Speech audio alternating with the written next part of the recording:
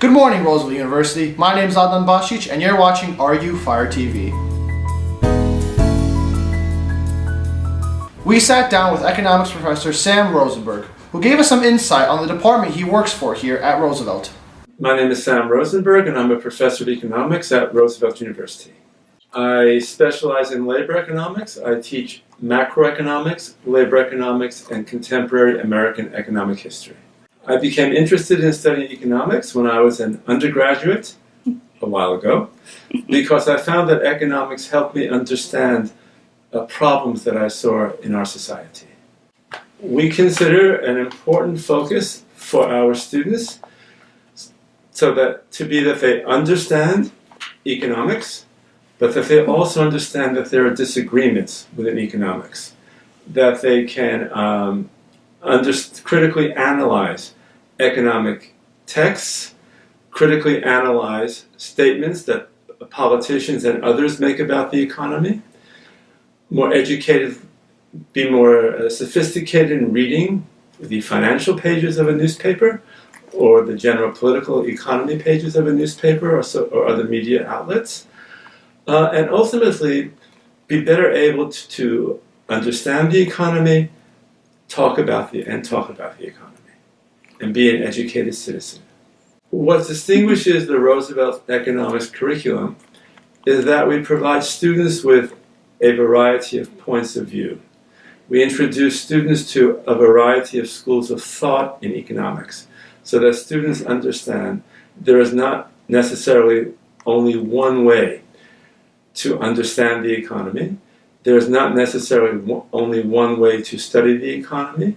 There is not necessarily only one way to develop policy solutions for problems that they see in the economy. So I think that we give our students a very broad education which distinguishes us from other programs in the Chicagoland. The problem that I feel is quite interesting and important, and one that I have taught an entire course on, is the economics of inequality. By various measures, the extent of income and wealth inequality in our society is at the highest it has been in the post-World War II era, and is as high as it has been since the Great Depression, since before the Great Depression. I think economic inequality, to understand the data about it and to understand the potential factors that have led to it, is crucial for our students to understand. In the course, I teach on the economics of inequality, which was the first time the course was offered last fall.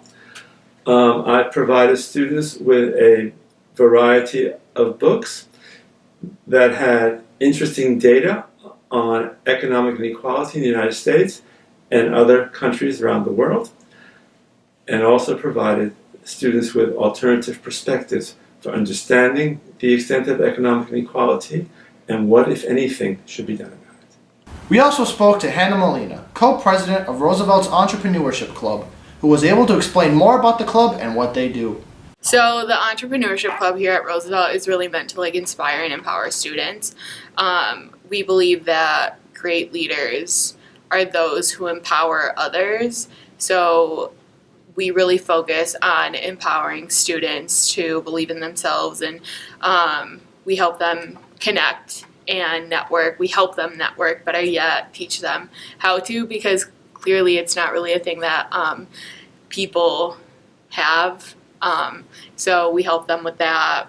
Any internship opportunities that we may know of, we always connect students to them, as well as creating and hosting conferences here at Roosevelt that are geared towards students, but they feature some of Chicago's leading entrepreneurs. Right now in the club there's about maybe 10 of us, but it's really just kind of meeting people in classrooms. I feel like me and my other co-president are really the ones that always encourage others to join, and we reach out to literally anyone and everyone. I recruited a few students by just being in a room, and I had no idea who they were until I went up, introduced myself, and then I was like, what's your major? I kind of get to know them a little, and if I feel that they would be a good fit, then I invite them to come to meetings. I joined the club when I was in a class, so I took a social entrepreneurship course here at Roosevelt, and I really liked it. And then the professor for that course is actually the moderator for the fellowship, and he invited a few of us students to attend meetings. The club helps students or the members network, we attend events, and then we host our annual conference.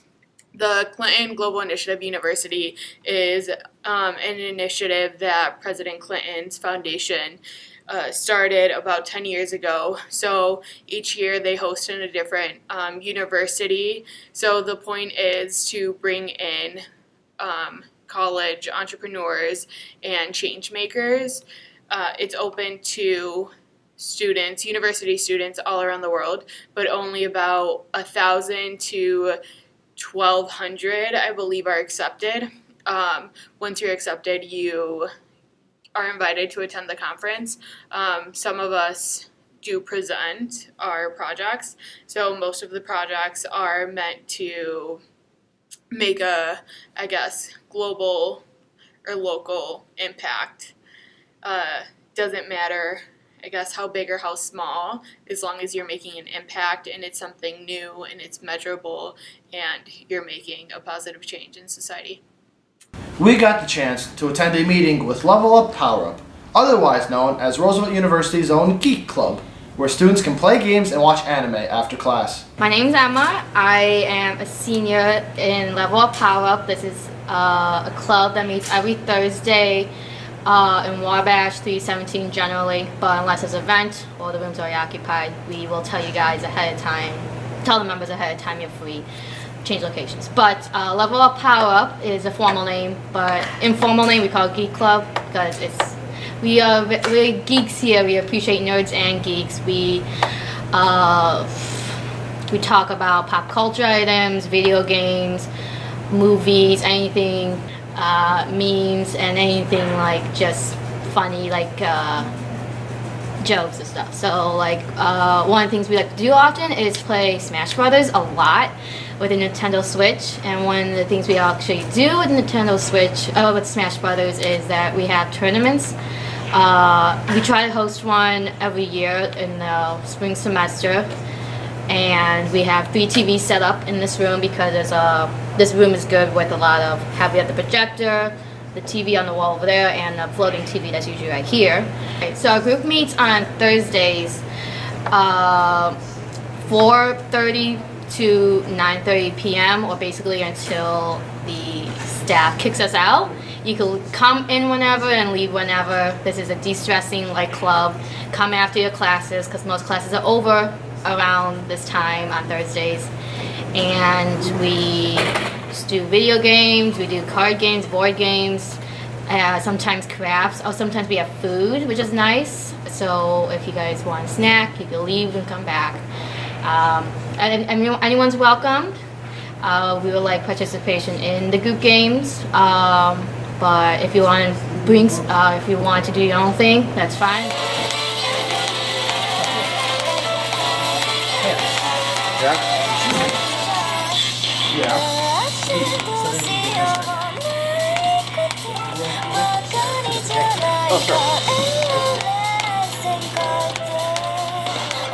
So one of the things we try to do is do events outside of school, and one of the things that we fundraised for is called CTE2, which is a comic book convention, geek convention that's hosted every year at the McCormick Center for 3 days. And what we do as a club is give passes for the members to attend for a discounted rate. So the members meet up at Roosevelt usually, and then sometimes in cosplays, which is really fun. And we just have a good time and divvy up in groups. The convention has so many stalls, and it was just a really big social event. We asked random students around the school what their favorite meme trends are this spring, and here's what they had to say. Yeah, my name is Jalal Berbrawi. I'm 21 years old, and my major is biochemistry and international studies. There's a lot of really funny ones. I like the ones that kind of just like poke fun about of serious situations, kind of, just so that it's kind of like a joke, or like the nerdy ones. So I'm not familiar with the classifications of the memes, but I'm kind of just, if it's funny, then I like it. Mm-hmm. Some kind of just have no meaning, or they're just like really plain, so.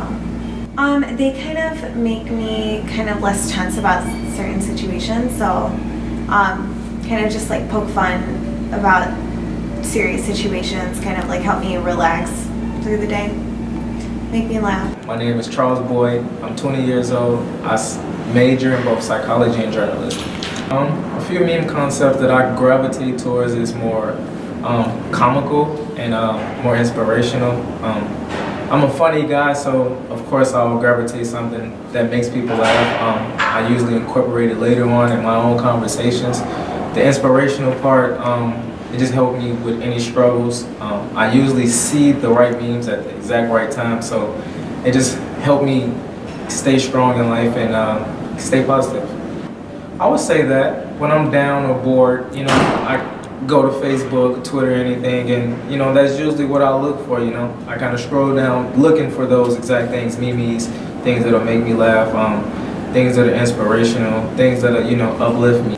There is a guy on Instagram, I don't know exactly what his name is, but it has something to do with the Daily Onion or something like that, I believe. He has a lot of inspirational things. It's more towards African Americans or like the natural things in life, more like herbal things. So yeah, I recommend that. We talked to Kieran McKinley about a recent charity project he has been working on for his IMC class. So hello, I'm Kieran McKinney.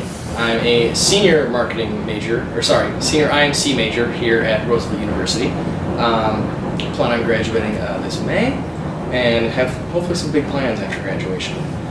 So I was brought here today to discuss my senior capstone course. Purpose of this class is that it is a culmination of everything that you've done so far throughout the IMC program at Roosevelt, and each semester they choose a not-for-profit organization and you do a fundraiser. But you're supposed to use all the skills that you've learned to create a plan and basically raise funds. In years prior, I believe that they do, the teacher picks the organization that you're doing this for.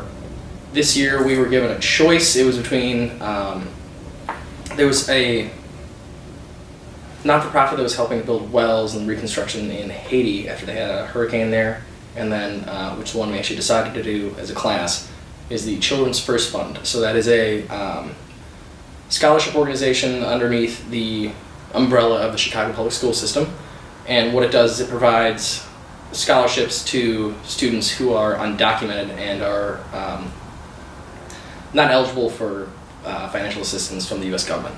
So what we kind of did is what we're doing now is we're creating social media posts, and we're trying to coordinate with local restaurants and industry to try to do fundraisers, and our goal as a class is to raise $5,000 to help send someone on their way to college. And we were given a budget of $0, and yeah, so that's kind of our shtick. So definitely the biggest challenge so far is well, it's a very politicized issue, for sure. We did a bunch of background research and everything, and it turns out that people really don't like talking about politics. Who knew, right? Yeah, that's really difficult to try to target different audiences and make sure that you're not just making it politicized. We're trying to focus more on the equal access to education and that sort of vein instead of just going straight.